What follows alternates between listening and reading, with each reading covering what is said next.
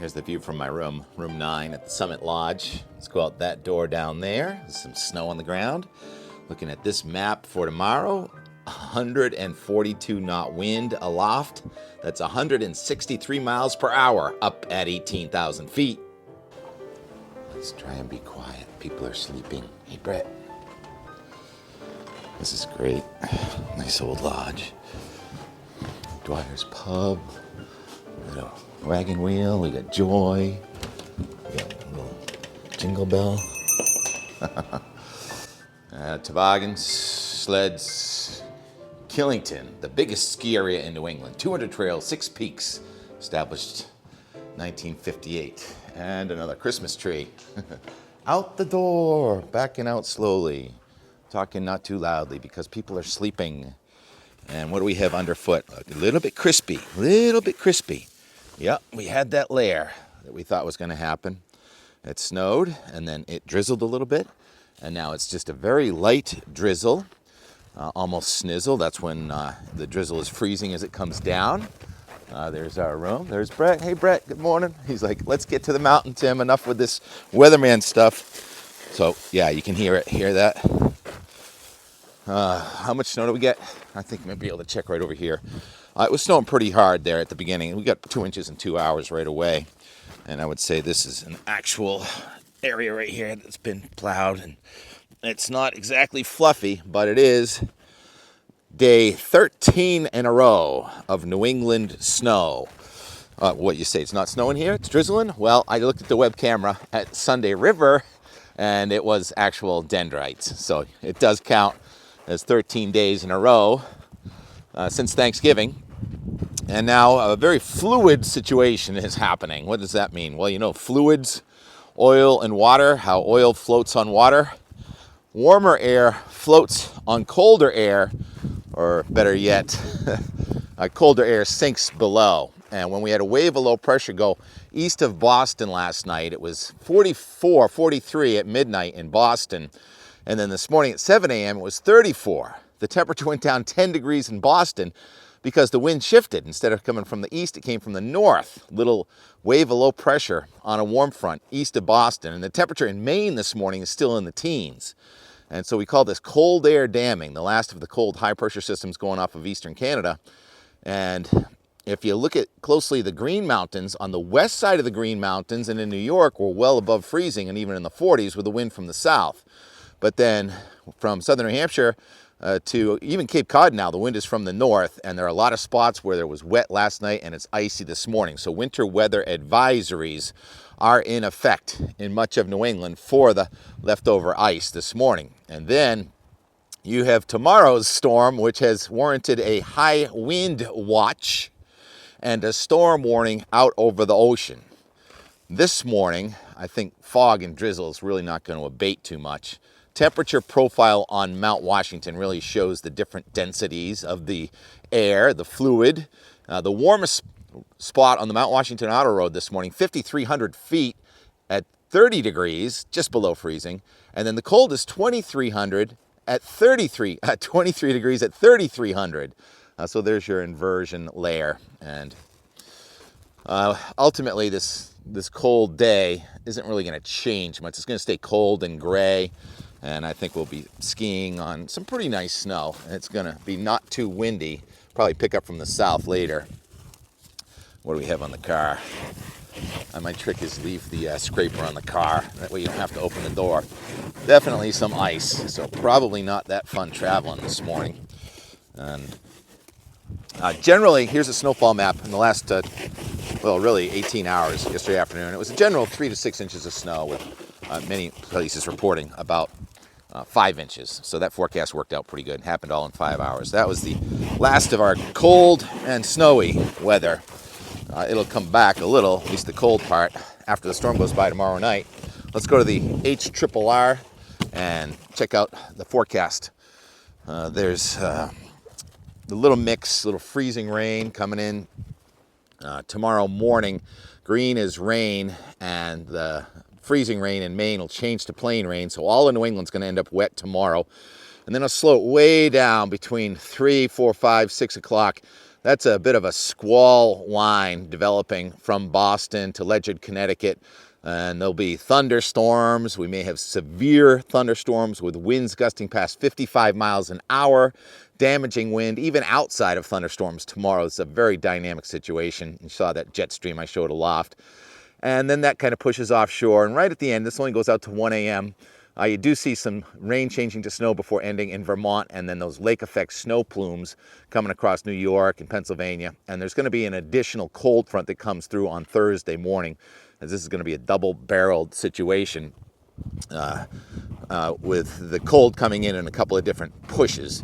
And the forecast map from the Weather Prediction Center for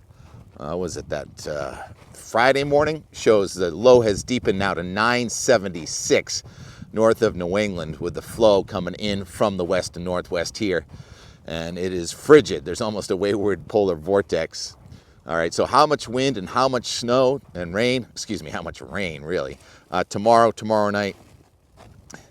The wind is the worst part, so I'll go back to that HRRR and we'll show the wind. And the reds are winds gusting past 40, and then when you get into the yellows, winds are gusting past 50 and even 60. And if we stop it just about, I think this is about 6 or 7 o'clock, and I put the cursor right over Raynham, Massachusetts, and it shows a wind gust to 70 miles per hour. So this is without even having a thunderstorm. And in the thunderstorms, we may get some winds gusting even past that. So damaging wind, power outages are likely tomorrow.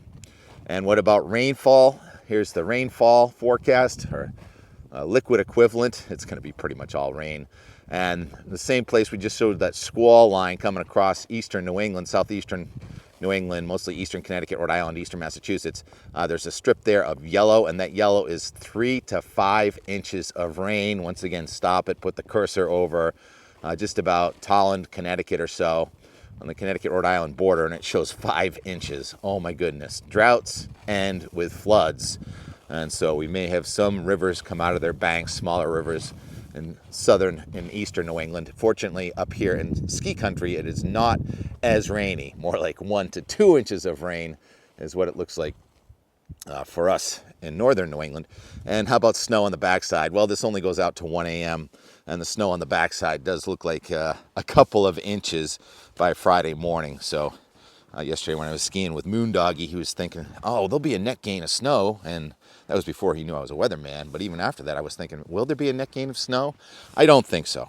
The Great Lakes states for sure. But this is going to be a really fast mover. And the storm pulls out so fast, and it's more of a westerly flow than a northerly flow. And so it's just going to turn really cold. Here's the Euro. We'll go forward. There's our storm coming together with an Arctic front coming into the Midwest and a tropical front coming up the East Coast, doing its damage tomorrow night.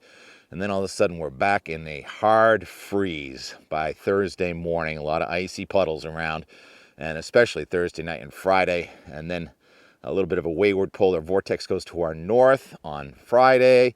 And now we have a flow aloft from the northwest, but the surface has a nice strong high pressure system. So that means the wind will go lighter and we'll have an inversion. And the coldest air, maybe record cold, will be in the lower elevations, especially Friday night and maybe again Saturday night. And now on the backside of this really strong high, we have a more interesting development. We're tapping the Bahamas, the Gulf of Mexico. It looks like another vigorous trough is trying to come in here early next week, late Sunday into Monday, and the tendency has been for a little colder, so maybe another wintry mix coming in late Sunday and Monday. We call the play-by-play here, as the weather always changes, and so do these weather forecasts. And if you watch every day, you can see how they change. And then it goes out to day 10 now. This is late on Wednesday, and there is another push of really cold air coming down into eastern Canada and action coming across the nation. So that guarantees more action, but for now, it looks like our Thursday storms are switching to Wednesday. So we'll ski on this nice Tuesday, and I'll hit the road tomorrow morning. Very busy travel, and that's going to be pretty ugly. Scheduled to go into Boston to the Pops, a Christmas show tomorrow afternoon in that storm. Wow, that'll be something. All right, so for the end more, I've already pretty much edited it. Yesterday, I went back after I did 2 videos yesterday. Thank you all for watching. and did this last hour of skiing, and I got another, I don't know, 8,000 feet in, as it was snowing really hard on Superstar. And here are the highlights from that, and closing time lapse from Weymouth. All right, so pretty here in Vermont, and it always has to go the other way eventually, and that's happening right now. All right, we'll talk to you again in the morning. 2:30 Monday afternoon. I would say this came in a little faster than they said, but it's sticking to the road. It's a funny word, sticking, isn't it? As opposed to melting. So we'll see how many hours we get. Going for about 5 inches, and it's been snowing for about 5 minutes. Did I mention the time? 2:30. 3 o'clock. Day 12 in a row. New England snow. And it's very close to heavy snow. Visibility is less than a mile. So we're accumulating a ½ inch per hour already. Let's see how much we can get. 3 or 4 runs on Superstar by 4. 3:38. I do have time for one more on the Superstar anyway. Thermometer at the bottom. I love that thermometers are everywhere. Thermometer at the bottom said 30. This one says 20. I can't quite read it. Snow and a ½ inch an hour. I'll get a better look at that thermometer. Superstar chair. I think it says 20. Is that possible? That'd be a 10-degree gradient on a 1,300 foot vertical rise. Yeah, the one down here definitely said 30. So it's about 3:43. I think I can get one more ride. I need headlights though. Definitely an inch of snow. This guy's good. Okay.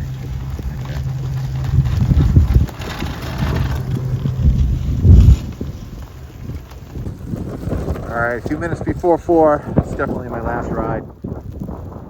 And Superstar is challenging, a little too challenging for me to ski with one hand. So we'll just have to admire the other skiers here. So we've probably picked up 1.5 inches of snow, but let's go up to the top and check. Got my gloves on. Not the best for video. A little blowing, little powder coming off the roof here. Thank you all for a great day. 4:55, that definitely says 20 degrees. Steep lapse rate, low barometer cold. I've been talking about it forever.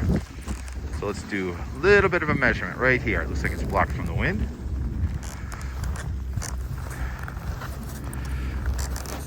Enough to cover K2. Oh yeah.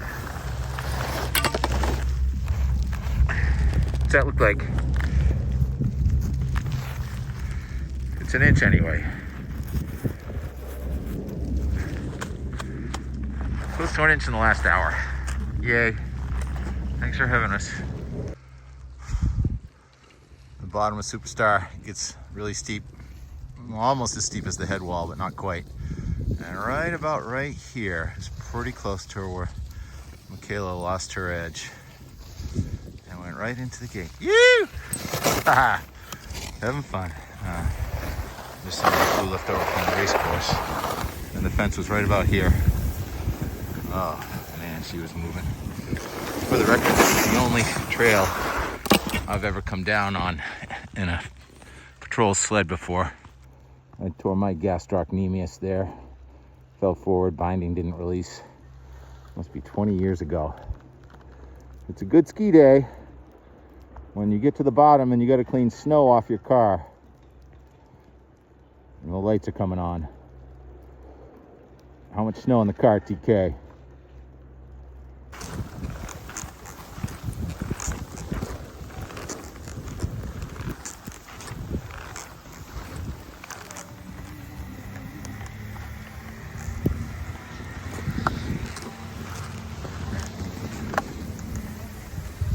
Madhouse is gone. I heard it was crazy here during the World Cup. Mondays are great if you can get them. Hey, brother Monday.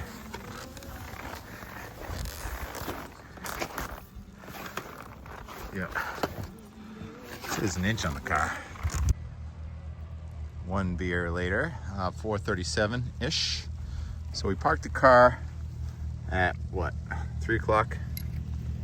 Oh my goodness, talk about overachieving. Whoops, focus Tim, focus.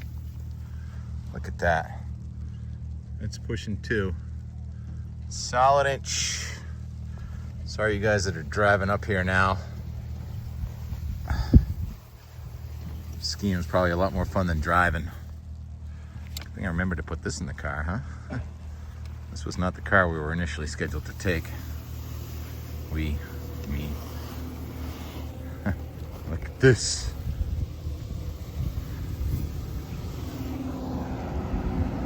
Yeah. Day 12. If Thanksgiving Day 12 days ago was the locomotive of this wave train of days in a row of snow, this December 9th into the 10th, 13 days, is the caboose. It does snow again on the backside. Not as much as last week, though. What a run. Oh, yeah. Till tomorrow. iPhone green dot. Sound of shepherd. Sleepy. Very sleepy.